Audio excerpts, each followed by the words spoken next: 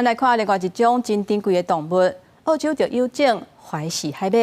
因为因的生态地消失是强要断种，所以澳洲政府甲学界合作，伫海底搭边啊，互因生活，而且佫野放350只的海马落海里，希望因会当伫大自然内底顺利生态。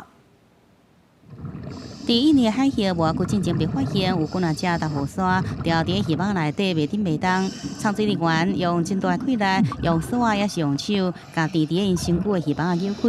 至少互3只豆腐鲨重回自由。豆腐鲨是世界上体型上大的鱼类，即阵已经互国际自然保护联盟列做容易消失的动物。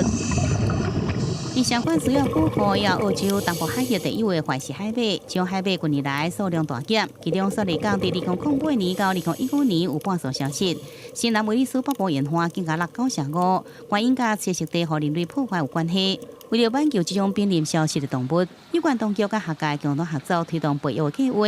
用亲像服务索罗达的铁架种方式为海马来打造新厝。 Yeah, so the hotels are made out of metal, but over time they accumulate with the natural marine biofouling.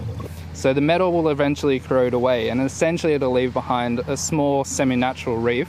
and this will allow the seahorses to inhabit it into the future. 长水人员真细致，甲塑胶袋仔内底4只海马放进去海中，互因伫雪里港这个特别为因打造的海底旅馆展开新的生活。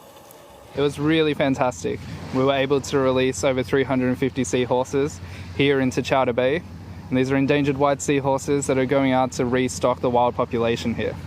海马是种特殊的鱼类，因也是地球上唯一有工的来生育后代动物。保育人员讲，因有一个特色，迄就是无胃，会用观察到因规工一直伫食。保育专家希望因回归大海了后，用继续一直探索落去。公视新闻，张慧敏编译。